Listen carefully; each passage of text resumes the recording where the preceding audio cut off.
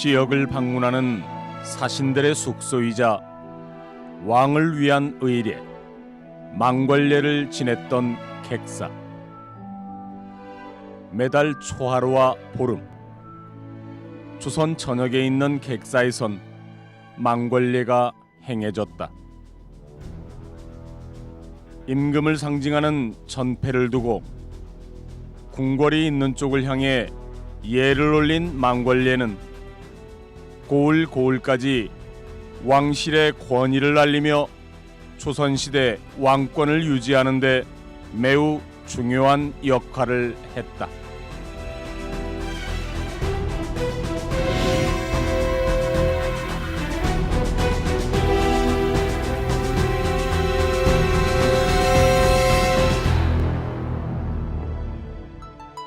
우리나라에 언제부터 객사가 있었는지 정확한 기록은 남아있지 않다. 다만 신라시대 문장가 최치원이 쓴 문집에 객사라는 표현이 쓰인 것으로 보면 이미 통일 신라 때부터 객사가 존재하고 있었던 것으로 보인다. 객사라는 개념은 이미 중국의 전통적인 주례고공기 이래로 어떤 왕도 조성과 지방 제후의 공간 조성이라는 관점에서 나왔던 그런 어떤 시설이라고 볼 수도 있고요. 지방 빈객의 어떤 숙소이자 연회 등등 다양한 복합적 기능을 했던 그 성격으로 보여지는데, 안타깝게도 그 객사에 대한 명확한 명문 규정 내용이 고려시대 자료에는 그 구체화되고 있지 않지만 유축컨대 그 성격과 내용은 비슷하지 않았을까. 조선시대 이전 전주 객사에 대한 기록은 고려시대 이교보가 쓴 시문집 동국이상국집에 남아있다. 책에 실린 칠언시 전주 객사 이하수 서편회. 전주 객사에서 밤에 자다가 속 좁은 마음을 쓰다라는 이 시에 전주 객사가 등장한다. 기록상에 보면은 고려시대 기록에도 많이 나타나고 있습니다. 가장 그 가깝게는 그 이규보, 그 고려시대의 문인 이규보가 전주에 한 1년 반 유구하는 동안에 객사에서 그 시를 쓰고 그 객사에서 생활했던 모습도 아주 명확하게 남아 있습니다. 고려시대 객사의 위치는 현재의 객사하고는 조금 달리 전라 가명이 있던 근처가 아닐까 지금 유추가 되고 있는데요. 지난해 발굴 작업을 벌인 전라가명터. 북쪽의 내아와 선화당 사이에서 고려시대 유적층이 발견됐다. 이곳에서 객사라는 글자가 선명하게 찍힌 기와 조각이 출토됐는데, 고려시대에는 전주 객사가 지금의 위치가 아닌 전라가명 북쪽에 있었을 가능성을 추측해 볼 수 있는 대목이다. 관찰사가 전주에 상주하기 시작한 때가 있죠. 1800년대 그 이후에는 거의 이제 거기에 상주하지만 그 전에는 이게 순찰사였어요. 그러니까 순찰을 해야 되니까 이제 전라 감사가 만약에 전주에 왔다 그러면 전라 가명에 머무는 사람이 아니에요. 돌아다녀요. 53개 9년을. 그럼 관찰사가 어디 가서 머무냐? 그럼 객사에 가서 머물어요. 구례현에 가서 객사에서 머물고, 남원부에 와서 객사에 머물고. 그런 공간이에요. 객사라고 하는 것은. 고려시대부터 조선 전기까지 객사는 주로 그 지역을 순찰하러 온 관찰사나 중앙에서 온 사신이 머무는 숙소로 쓰인 것으로 보인다. 역할의 변화가 찾아온 건 조선 중기 이후 관찰사가 가명에 머물며 통치하는 제도로 바뀌면서부터다. 객사에서 망궐례를 행하며 조선 왕권을 강화하는 중심 공간으로 의미와 기능이 변화한 것이다. 객사는 왕을 상징하는 공간이라고 했는데 이름은 또 왜 객사인가? 그러니까 이름으로 봐서는 사신 접대 기능이 강한 것 같은데 이게 좀 궁금했는데, 조선 전기만 해도 객사는 사신 접대의 의미가 굉장히 강했답니다. 왕을 상징하는 공간이라든지 이런 의미보다는 객사라는 이름이 붙은 것은 원래 사신 접대 의미가 컸으니까 이제 그랬는데, 점차 가면서 왕을 상징하는 공간으로서의 이런 어떤 의미 변화, 강조점의 변화, 이렇게 돼서 각 지역의 객사들은 그 지역의 상징성을 담은 고유의 독자 명칭을 가지고 있습니다.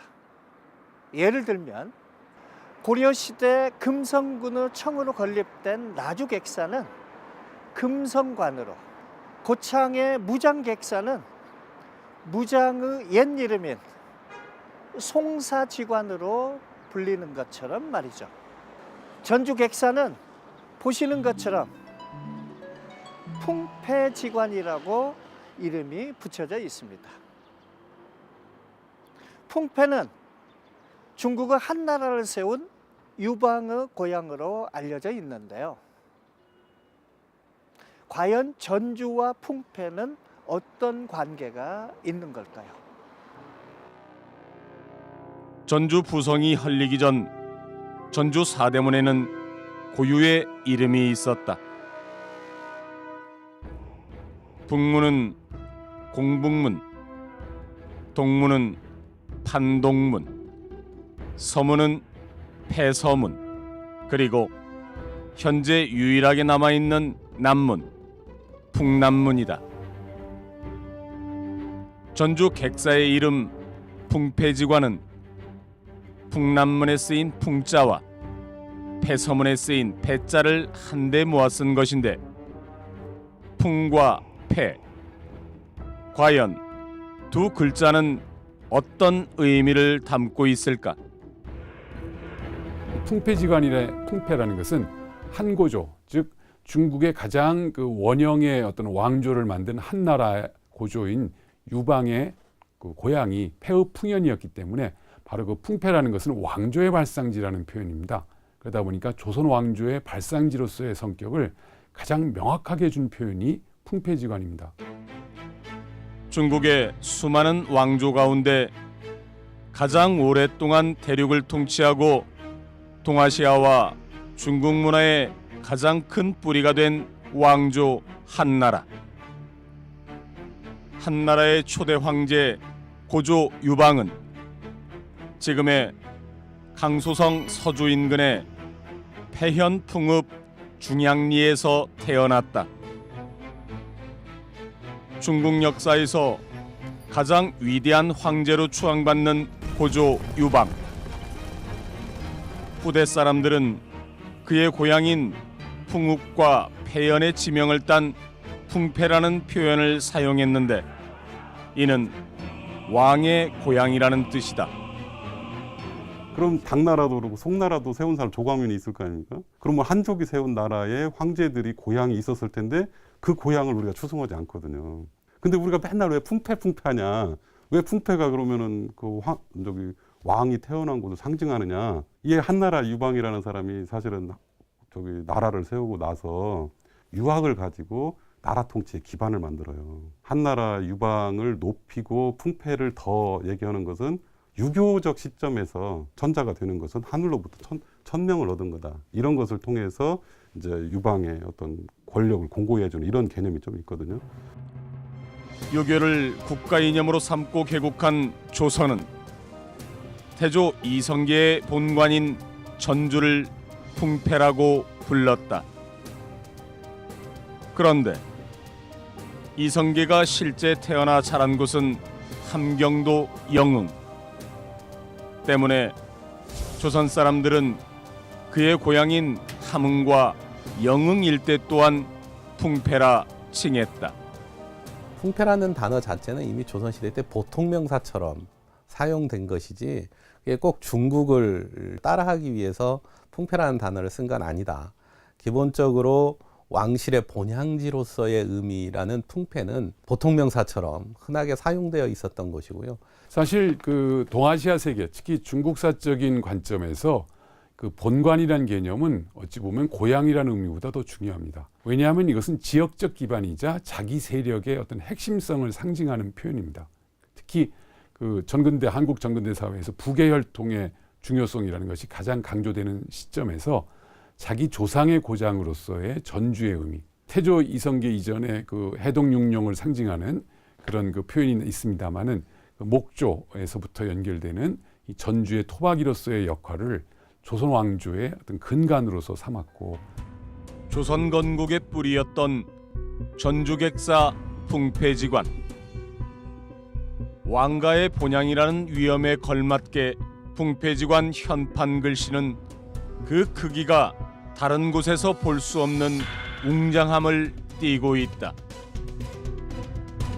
크기나 글씨체로 보면 전라남도 나주객사인 금성관의 현판과 상당히 비슷하지만 풍패지관의 글씨가 조금 더 크다. 글씨가 굉장히 크죠. 풍패지관 글씨가. 글자 하나 세로 길이가 1m 79 정도 될 겁니다. 그래서 내자가 이게 세로로 하면 4m 60, 한 5m 가까이 되고, 그러니까 그거 내려놓으면 예전에 해체 복원할 때 한번 내려놨었거든요. 그럼 사람 키 넘어가요. 그러니까 흔히들 가장 큰 편액이라고 얘기하는데 그걸 다 조사는 안 해봤지만 아무튼 그렇게 큰 편액은 못 본 것 같아요. 저 나주 금성관 객사 편액도 굉장히 큰데 여기 전주가 더 큰 것 같습니다. 글자체도 비슷해요, 두 곳이. 웬만한 성인 남성의 키보다 큰 풍패지관의 현판 글씨. 글쓴이의 낙관이 없는 탓에 정확히 누가 쓴 것인지 알 수는 없다.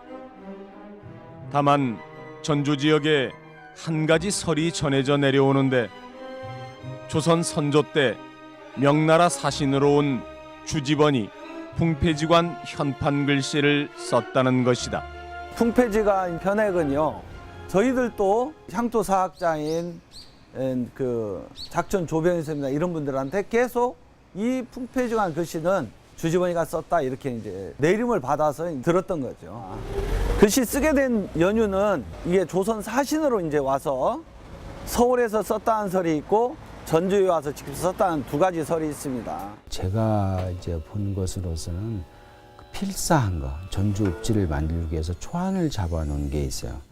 이제 그 자료에는 그 내용이 나오더라고요. 주지번이가 풍패지관 글씨를 썼다 하는 것은. 근데 다른 기록들에서 출간된 읍지에는 그런 내용이 있는 읍지는 없어요. 그런 얘기들이 전해지지만 그렇게 확실할 수 있는 것은 지금 없는 것 같아요. 정말로 주지번이 풍패지관 글씨를 썼는지, 만약 썼다면 한양에서 썼는지, 전주에 직접 와서 썼는지 정확하게 남아있는 공식적인 기록은 없다. 하지만 이 이야기는 조선시대 이래 수백 년간 전해지며 풍패지관의 현판 글씨는 주지번이 쓴 것으로 오늘날까지 알려지고 있다. 그렇다면 조선 사람도 아닌 멀리 중국에서 온 사신과 전주 객사는 어떤 관계가 있는 것일까? 주지번이 조선에 와서 풍패지관 편액을 쓰게 된 것은 표용송영구와 깊은 관련이 있습니다. 표용송영구는 익산분으로 임난을 거치면서 1592년 중국 사신으로 가게 됩니다. 사신으로 가서 객관에 이렇게 머무르게 돼요. 객관에서 머무르게 되는데 숙소에 있던 표홍송영구는 그곳에서 매년 과거에 낙방하고 머슴살이를 하며 공부하던 주지번을 만나게 된다. 올해 과거 시험을 어떻게 봤느냐 그랬더니 이렇게 봤습니다라고 쭉 쓰는 거예요. 그렇게 하면 내년에 또 떨어진다. 표용송영구 선생님이 조선의 과거 시험 보는 법을 그 자리에서 가르쳐 줍니다. 글이라는 것은 이렇게 써야 된다 하면서 글 작법이라든가 이런 것을 지면서 사제지간의 정을 맺게 되는 거죠. 그 후 주지번은 명나라 과거 시험에 장원급제를 하고 1606년 조선의 사신으로 파견된다. 조선에 머무는 동안 그는 자신의 공부에 큰 도움을 준 송영구를 찾아 전주에 온다. 하지만 주지번은 송영구를 만나지 못하고 풍패지관 글씨만 남기게 되는데 이것이 지금까지 전해지는 전주객사 풍패지관의 현판에 얽힌 일화이다. 수백 년의 역사만큼 많은 이야기를 담고 있는 전주객사 풍폐지관. 여전히 정확한 역사적 사실을 알 수는 없지만 분명한 한 가지는 전주객사 풍폐지관은 그 자체가 곧 조선 왕조의 근원이었다는 것이다. 전주객사는 조선 왕조의 발상지로서 전주의 위상을 보여주는 상징적인 건물이었습니다. 그래서 그 규모도 엄청나게 컸던 걸로 알려지고 있는데요. 하지만 지금 전주 객사는 보시다시피 맨 중앙에 있는 주관, 양쪽에 있는 동익헌, 서익헌, 그리고 수직사만 남아 있습니다. 그런데 객사 오른편에 있는 동익헌은 서익헌에 비해서 규모가 훨씬 더 작은데요. 여기에는 우리 민족의 가슴 아픈 역사가 숨어 있습니다. 전주객사의 모습이 잘 묘사된 완산부 지도를 보면 객사 양쪽 날개 건물이 대략 비슷한 크기로 대칭을 이루고 있는 걸 볼 수 있다. 그런데 오늘날 풍폐지관을 정면에서 보면 왼쪽에 있는 서익헌은 4칸 반, 오른쪽에 있는 동익헌은 3칸으로 좌우 건물의 크기가 다르다. 어떻게 된 일일까? 일제강점기에 들어오게 되면 일본인들이 가장 먼저 했던 게 1907년에 성벽을 허물기 시작을 합니다. 그때 대부분의 객사들이 본전, 가운데 주전만 남겨두고 대부분이 다 훼손되거나 허물어지거나 이런 아픔을 겪게 되죠. 조선을 침탈한 일제는 전국의 도시계획을 정비하며 조선의 읍성과 부성을 허물기 시작했다. 전주 부성 역시 성안의 T자형 도로를 십자형으로 바꾸는 도로망 정비를 하면서 풍남문을 제외한 성문과 성벽을 모두 허물었다. 그 과정에서 풍폐지관의 동익헌을 없애고 그곳에 새로운 길을 만들었다. 이것은 도시 근대화라는 미명하에 조선의 질서를 파괴하는 일이었다. 읍성을 파괴하는 것은 왕실의 어떤 위계, 조선의 어떤 통치 질서들을 파괴하는 그런 의미들을 가지고 있습니다.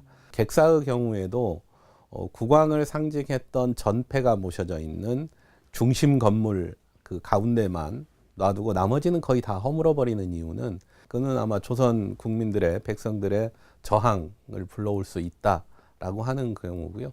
도로를 뚫기 위해서 객사를 허문 건 아니고요. 이미 객사라고 하는 어떤 상징적인 공간은 일본인들에게 있어서는 잔존하지 말아야 되는 이런 식민지배의 논리 속에 객사가 위치해 있었다고 봅니다.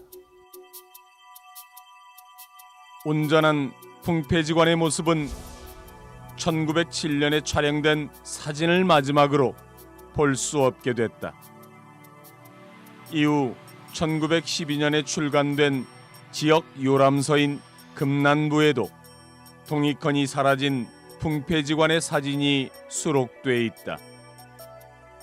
동익헌이 훼손되고 나서도 전주객사 풍폐지관의 순환은 계속됐다. 일본 총독부는 조선의 왕을 상징하는 공간을 연회장으로 만들어 파티를 여는가 하면 1922년부터는 물산 장려관이라는 수공예 제품 전시 공간으로 만들어버렸다. 일본인들에게 객사는 왕을 상징하는 공간이기 때문에 철저히 그 왕을 상징하는 공간성을 없애는 게 가장 목적이었겠죠. 그러기 위해서는 거기를 유원지처럼 어떤 유흥장을 만드는 게 가장 기본이었을 거고 1937년 물산장려관이 다른 곳으로 옮겨지고 전주객사는 교육참고관이라는 전시관으로 바뀌었다. 해방이 되고 1948년엔 전주향교재단에서 만든 초급대학인 명륜대학의 건물로 활용돼 600여 명의 학생을 배출했다. 명륜대학이 1951년 전북대학교로 편입된 이후 풍폐지관은 1975년 보물로 지정되지만 시민들과 당국의 무관심 속에 사실상 방치돼 왔다.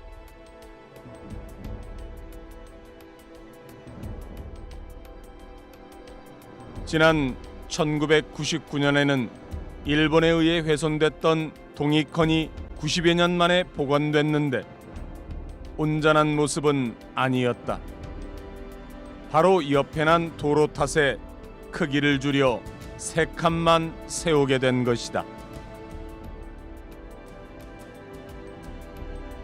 예전에 도청이 있었던 지역부터 객사를 전후한 공간까지가 가장 핵심적인 일제의 근대 도시화 과정을 거치면서 철저히 파괴된 공간입니다. 지금 전주가 가지고 있는 어떤 도시의 위상이나 또는 미래 전략으로 보면 아마 가명의 복원이나 객사의 복원들은 전주의 자존심의 문제일 수도 있겠다라는 생각을 가지고 있습니다. 질곡의 역사 속에서 수많은 부침을 겪으면서도 굳건히 자리를 지켜온 전주객사 풍폐지관. 그 존재만으로도 조선의 본향인 전주의 위상을 드높여주고 있다.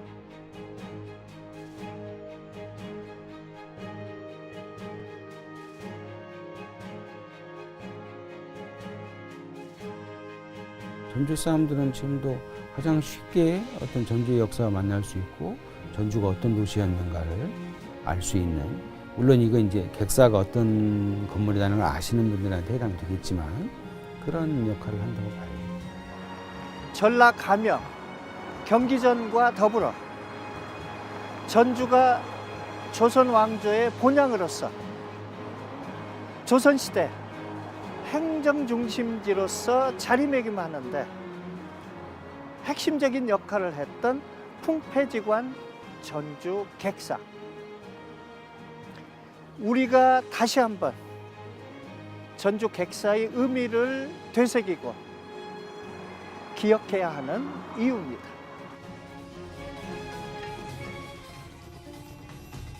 그 글씨풍으로 보자면 중후한 글씨이기는 하나 초서가 가지고 있는 춤추듯이 날렵성은 없어요. 주주번이 만약 썼다면 주주번이라는 사람은 자체의 글씨에 그런 분위기가 좀 있어요. 큰 글씨로 가면 갈수록 우둔하고 둔탁한 느낌이 있어요.